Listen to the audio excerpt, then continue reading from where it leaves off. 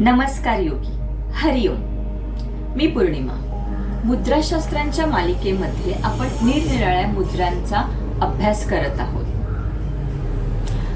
मुद्राशास्त्रामध्ये आपण आजपर्यंत हस्तमुद्रा म्हणजे आपल्या बोटांची अशी स्थिती की ज्याच्यामुळे आपल्याला शारीरिक आणि मानसिक आरोग्य प्राप्त होतं. आज आपण जी मुद्रा पाहणार आहोत ती मुद्रा आहे जलनाशक मुद्रा. हिला जलोदर नाशक मुद्रा असंही म्हटलं जातं. आता जलोदर नाशक मुद्रा म्हणजे काय? फक्त जलोदर नाशकच आहे का? जलोदर म्हणजे काय? तर शरीरामध्ये जिथे पाणी साचतं, जलोदर म्हणजे आपल्या पोटामध्ये पाणी साचलेलं आहे किंवा लिव्हर सिरोसिस असंही याला म्हटलं जातं. यामध्ये पोटात पाणी साचतं आणि त्यामुळे आपल्या शरीरातील अनेक अवयव हे निकामी व्हायला लागतात किंवा त्याच्यावर त्यांचा परिणाम होतो आणि त्यांची कार्यक्षमता हळूहळू कमी व्हायला लागते. म्हणूनच आधुनिक सायन्स याला जीवघेणा आजार असंही म्हणतो. अशा या आजारामध्येही आपल्याला ही जलनाशक मुद्रा अतिशय उपयुक्त ठरणार आहे.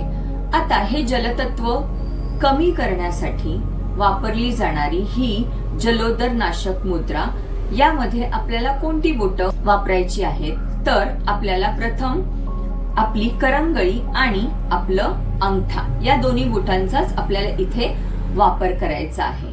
जलतत्व संतुलित करण्यासाठी आपण जलमुद्रा पाहिलेली आहे. यामध्ये आपण वाढलेलं जलतत्व योग्य प्रमाणामध्ये कमी करतो आणि कमी झालेलं जलतत्व योग्य प्रमाणामध्ये वाढवण्यासाठी ही जलमुद्रा केली जाते. यालाच जलतत्वाचं संतुलन असं म्हणतात. परंतु जर शरीरामध्ये अतिरिक्त जल वाढलेलं आहे, मग हे अतिरिक्त वाढलेलं जल लवकरात लवकर कमी करण्यासाठी आपल्याला ही जलनाशक मुद्रा म्हणजेच जलोदर नाशक मुद्रा अतिशय उपयुक्त ठरणार आहे. आपण पाहिलं की जलोदर नाशक म्हणजे लिव्हर सिरोसिस म्हणजेच जलोदर. आता हे लिव्हर सिरोसिस मध्ये काय होतं तर आपल्या पोटामध्ये पाणी साचतं. मग हे साचलेलं पाणी म्हणजे नक्की काय असतं?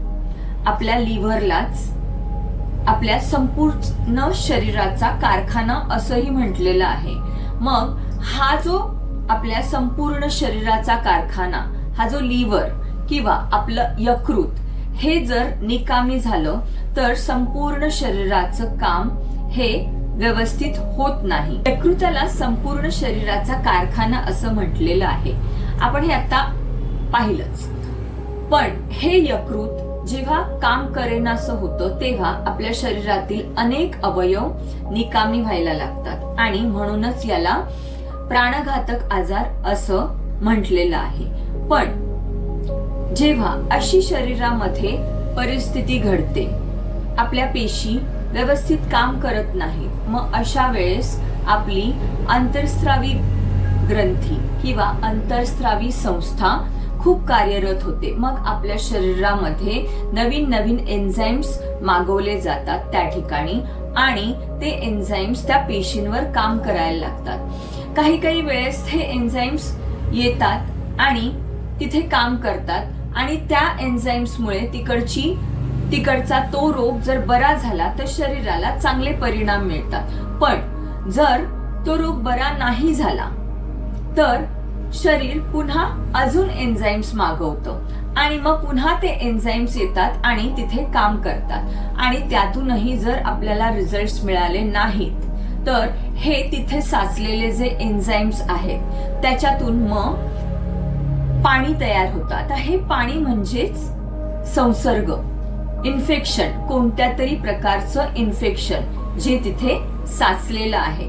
मग हे पाणी स्वरूपात किंवा इन्फेक्शनच्या स्वरूपात तिथे साचतं आणि मग ते झालेलं इन्फेक्शन कमी करण्यासाठी आपल्याला ही जलमुद्रा अतिशय उपयुक्त ठरणार आहे. आता ही जलमुद्रा कशी करायची?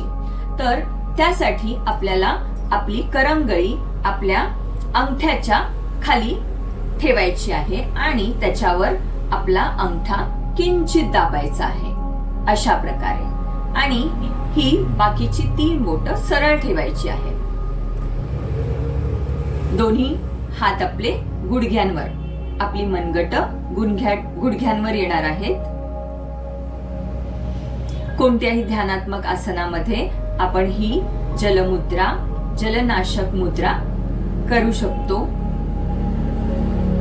कमीत कमी 10 ते 15 मिनिटं जेव्हा आपण ही मुद्रा करणार आहोत तेव्हा आपल्याला याचे रिझल्ट्स मिळणार आहेत.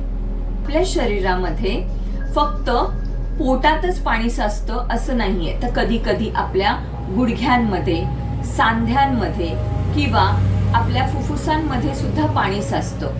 अशा वेळेस सुद्धा म्हणजेच इन्फेक्शन होतं कोणत्या तरी पदार्थाने किंवा कोणते तरी एन्झाईम्स इथे पुन्हा साठल्यामुळे हे पाण्याचं प्रमाण, जलतत्व वाढलेलं आहे. अशा वेळेस सुद्धा ही जलनाशक मुद्रा आपल्याला फार उपयोगी पडणार आहे.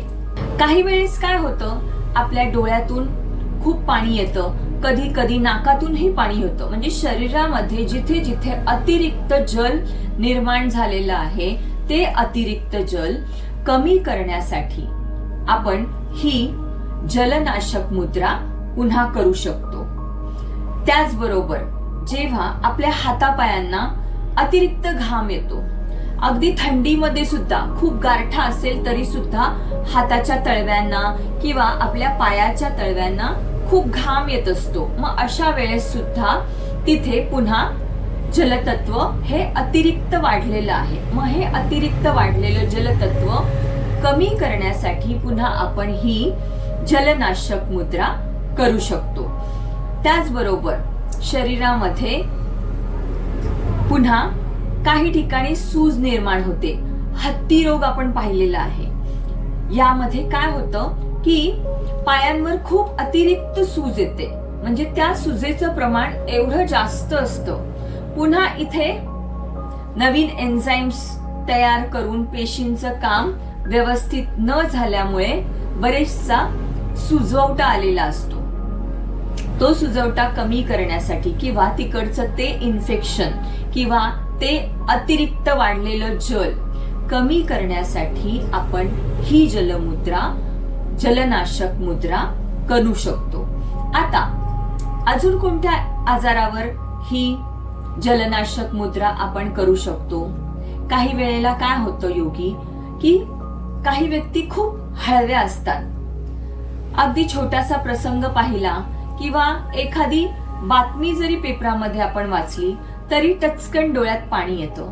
एखादा प्रसंग हळवा करणारा असेल तरीही पटकन आपण त्याच्याशी कनेक्ट होतो आणि खूप पाणी येतं किंवा हळवेपणा असतो.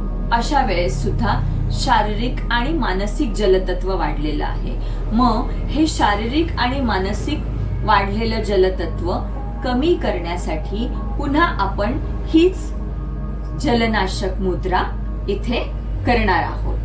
आणि ही जलनाशक मुद्रा जेव्हा जेव्हा आपण ह्या सगळ्या आजारांवर किंवा विकारांवर आपण करणार आहोत तेव्हा त्याचे खूप चांगले रिझल्ट्स आपल्याला मिळणार आहेत. आणि ही जलनाशक मुद्रा आपल्याला कमीत कमी 10 ते 15 मिनिटं, कमीत कमी असं का सांगते, जर तुम्ही 5 मिनिटं ही मुद्रा करून सोडलं तर त्याचे तेवढे परिणाम आपल्याला मिळणार नाहीयेत. तर आपल्याला कमीत कमी 10 ते 15 मिनिटं सातत्याने दररोज 2 ते 3 वेळा जेव्हा आपण अशा प्रकारे कोणत्याही ध्यानात्मक आसनामध्ये, मग तुम्ही पद्मासनात बसू शकता किंवा स्वस्तिकासनामध्ये बसू शकता, आणि ही मुद्रा आपल्याला करायची आहे. तेव्हा आपलं मन शांत असलं पाहिजे, मनात कोणतेही विचार नको, शरीराला स्थिर ठेवायचं आहे आणि आपल्याला ही मुद्रा करायची आहे. ही मुद्रा करत असताना आपल्याला जे काही अनुभव येणार आहेत ते तुम्ही कमेंटमध्ये शेअर करायला विसरू नका. आणि हा व्हिडिओ कसा वाटला हेही सांगायला विसरू नका. चला तर मग भेटूया आपल्या पुढल्या व्हिडिओमध्ये. इथून पुढे आपण जे व्हिडिओ घेऊन येणार आहोत त्यामध्ये आजपर्यंत आपण वाढलेलं जलतत्व किंवा वाढलेलं कोणतंही तत्व, अतिरिक्त तत्व कमी करणाऱ्या मुद्रा पाहिल्या. इथून पुढे एकाच वेळेस 2 तत्वांना संतुलित करू शकतो अशा मुद्रा पाहणार आहोत. चला तर मग भेटूया आपल्या नवीन व्हिडिओमध्ये. तोपर्यंत हरिओम.